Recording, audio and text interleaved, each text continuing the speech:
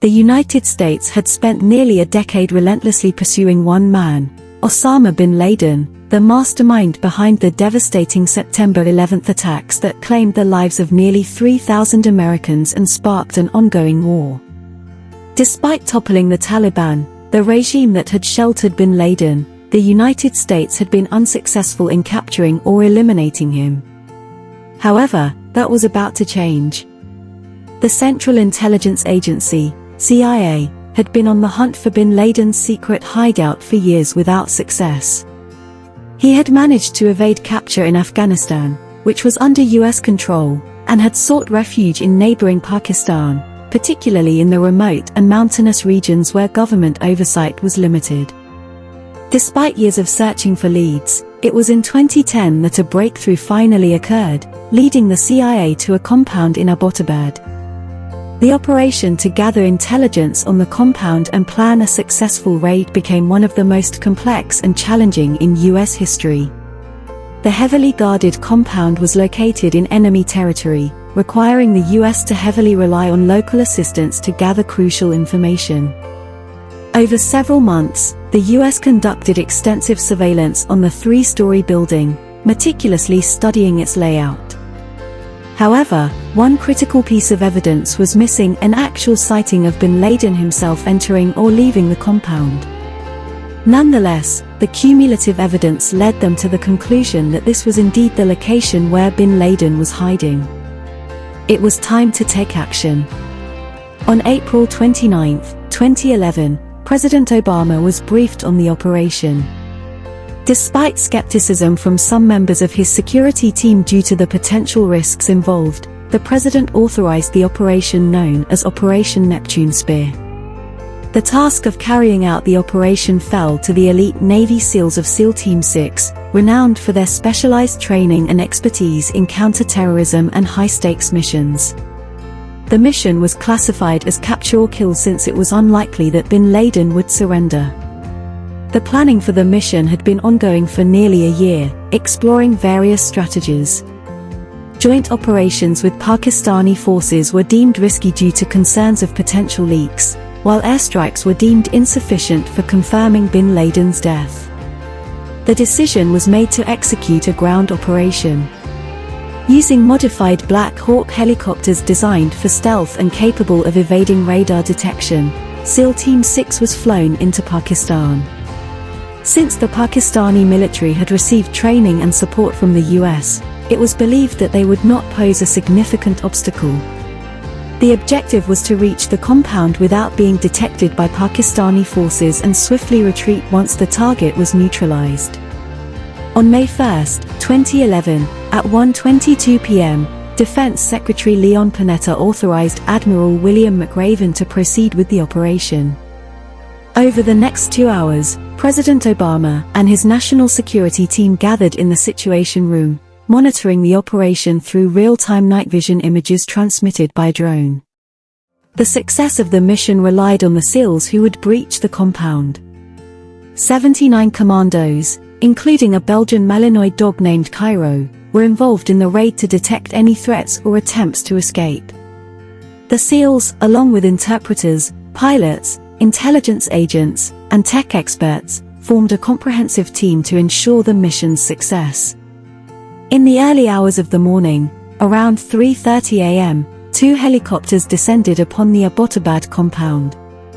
One helicopter lowered its team to the ground, while the other dropped off an interpreter, the dog, and 4 SEALs in a covert location. However, an unexpected obstacle arose when one helicopter encountered a vortex ring state due to abnormal air pressure, causing it to graze the compound wall and sustain damage to its tail rotor. The pilot skillfully maneuvered the helicopter to prevent a catastrophic crash, and all personnel emerged unharmed. Despite the setback, the operation remained undetected as there was no hostile response from the compound. The team regrouped, scaled the walls, and prepared to breach the compound using explosives. At 3:33 a.m., the SEALs used portable explosives to blow open the doors of the compound's guest house, methodically advancing through the premises. Every second counted as they sought to locate and neutralize their target. This pivotal moment represented the culmination of 10 years of tireless searching for Osama bin Laden. They breached the compound and began their ascent up the stairs. On the first floor, they encountered 2 adult males, but none of them was Osama bin Laden. Although they detained them, it was clear that they were not the target of their mission. However, what disturbed them even more was the presence of small groups of children on every floor. This compound was not merely a terrorist hideout, it was a place where terrorists kept their families, exposing them to immense danger. As the SEALs climbed higher, the stakes grew even higher. At 3:35, the situation took a turn, but accounts of what exactly happened differ. Upon reaching the second floor, they faced stronger resistance. It was there that they found bin Laden's courier, Abu Ahmed al-Kuwaiti. SEAL Mark Owen, controversially, wrote a book detailing the firefight and claimed that al-Kuwaiti was armed and fired at them. One SEAL sustained minor injuries, but they retaliated and eliminated the nefarious courier. However, intelligence sources later stated that the SEALs managed to surprise and neutralize al-Kuwaiti without him offering any resistance after cutting off the compound's power. What remained clear was that they had yet to encounter the man they were after. 2 minutes later, at 3:37, they prepared to ascend once again, bracing themselves for more disappointment. The resistance grew fiercer as they penetrated deeper into the house. They encountered the courier, his brother, and his wife, successfully eliminating or capturing all enemies. As they continued up the staircase, they faced another adversary, who offered a glimmer of hope. This enemy combatant turned out to be one of Osama bin Laden's sons, indicating that the notorious terrorist leader might be close by. By 3:39, only one floor remained to be breached, the third floor. The SEALs steeled themselves for the possibility of another letdown. Although it was undoubtedly a high-level Al-Qaeda compound, bin Laden was known for evading capture, and he might have fled by now. However, this time, the situation was different. In the main room on the third floor, they caught sight of Osama bin Laden himself. He appeared unarmed, wearing his familiar loose-fitting tunic seen in numerous propaganda videos. Without wasting a moment, they opened fire, injuring him. Despite retreating back into the bedroom, bin Laden's escape was short-lived as the SEALs pursued him. The room revealed several of bin Laden's wives and female relatives. As one woman approached them as if charging, the SEALs swiftly shot her to incapacitate her, securing her and advancing closer to the terror leader. Osama bin Laden was cornered, with highly skilled American soldiers right outside his door. The accounts of what unfolded next differ.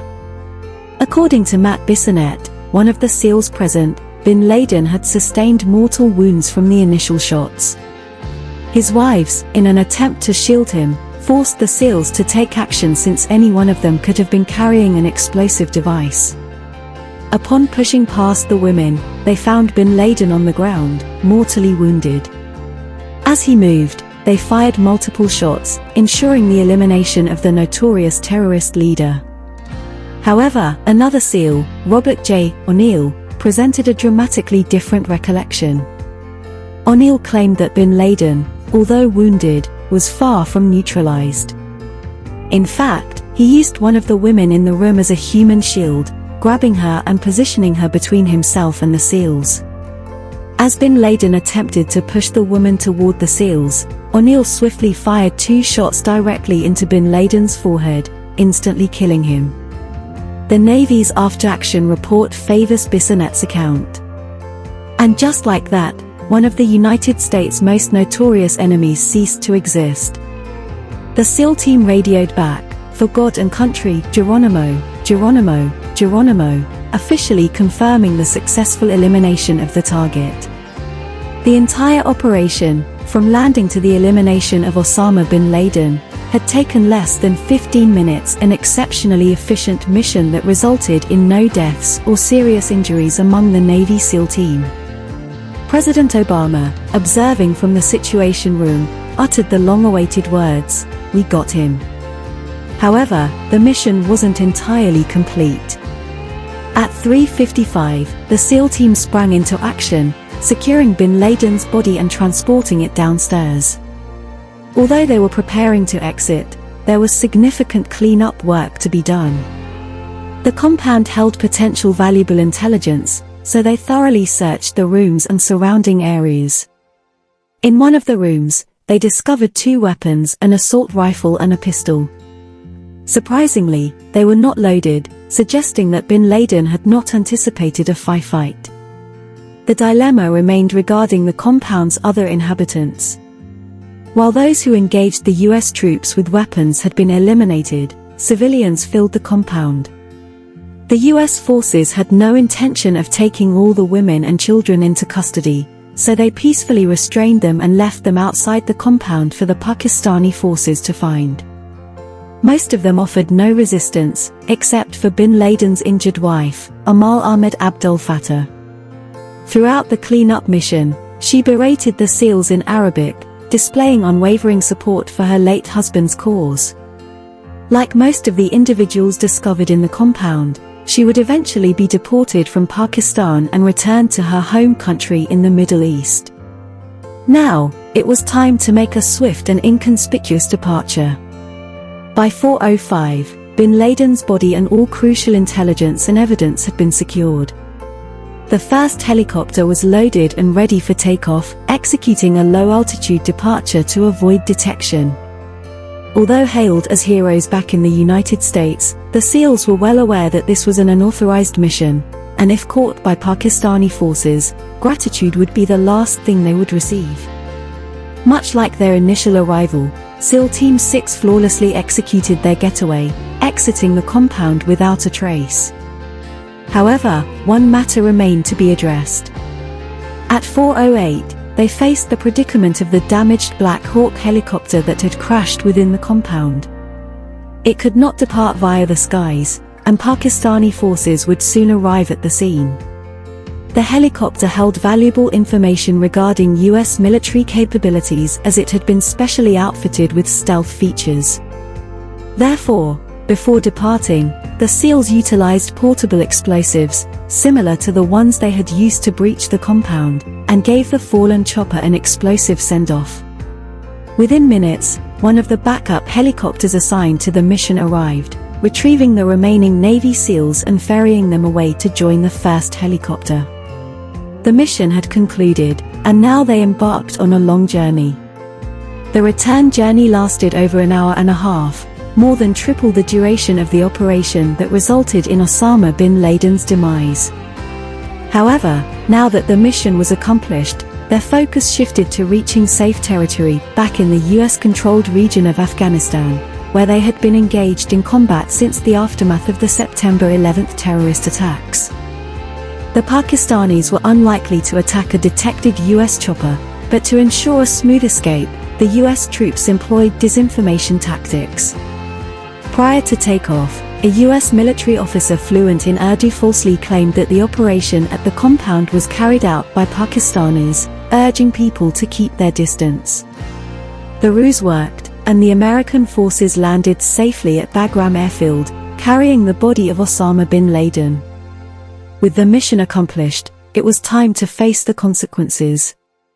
Back at the White House, amidst the celebration, one question lingered: was it truly bin Laden? Given his history of using body doubles, doubts remained until the preliminary examinations of the corpse were completed. Over an hour after the SEALs arrived in Afghanistan, a report confirmed that the notorious rogue was indeed dead. The United States had finally succeeded in eliminating their target. The American public was about to be informed. On the evening of May 1st, rumors spread that the president would deliver an unexpected speech on TV that night. Unlike his usual planned speeches during prime time, this impromptu address held significance. Political watchers anxiously waited as the president took the stage just before midnight. As soon as he began speaking, it became evident that this was a momentous occasion. At 11:35, the president declared, Tonight, I can report to the American people and to the world that the United States has conducted an operation that killed Osama bin Laden, the leader of Al-Qaeda and a terrorist responsible for the murder of thousands of innocent individuals. The news sparked spontaneous celebrations nationwide. Nearly a decade after the September 11th attacks, the fear of another strike still haunted many Americans. Word spread quickly, and even fans attending sports events erupted in joy. Democrats reveled in this major foreign policy triumph of the Obama presidency, while Republicans contemplated their future prospects against a seemingly vanquished enemy. However, there was still one crucial task remaining. Shortly before 1 a.m., the troops faced the question of what to do with bin Laden's body. Extensive tests and examinations confirmed his identity, and all possible vital intelligence had been extracted. The only remaining concern was disposing of the body, but a significant challenge emerged: no country wanted to claim him. Bin Laden was wanted globally, and even Pakistan and Afghanistan, where he had sought refuge, considered him an outlaw. Providing him a grave would invite radical activities and undesirable annual pilgrimages. Cremation, although contrary to Islamic tradition, was considered to avoid further provocation to his followers. Fortunately, an alternative solution emerged.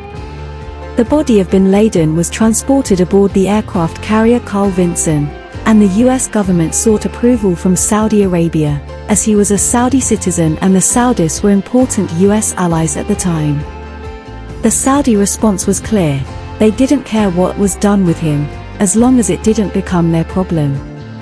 Thus, the plan to bury bin Laden at sea was approved. His body was prepared according to Muslim religious rites, with a brief reading of Arabic religious statements. Wrapped in a white shroud and placed in a bag with iron chains, the body was positioned on a wooden board. As the board tilted forward, bin Laden's remains slipped into the sea, ensuring that he would never have a physical grave that could be visited by loyalists or targeted by enemies. With the operation concluded, the focus shifted to the aftermath. In Pakistan, around 3 a.m. local time, the army chief received a phone call informing the country about the operation on its soil. The chairman of the Joint Chiefs of Staff provided details, likely attempting to ease tensions. Although brief disputes arose regarding the involvement of Pakistani forces, the government denied their participation, and reports stated that Pakistani planes arrived at the location only after the US forces had departed. However, this wasn't the end of the aftermath. The raid that killed bin Laden lasted less than an hour, but the repercussions extended over several years. Legal controversies emerged regarding the raid's legality on foreign soil, despite the broad authority granted to the US by post-9/11 laws to eliminate threats abroad. Pakistan expressed displeasure over the US operating within its borders, while the US sought more information about bin Laden's support network in the country, but answers were scarce. Conspiracy theories persisted about bin Laden's survival, although the release of some photos of his corpse by the US government largely dispelled them. Furthermore, it became inevitable that various team members would publish memoirs once the operation was partially declassified. These memoirs sometimes varied in details, with each author often portraying themselves as the hero.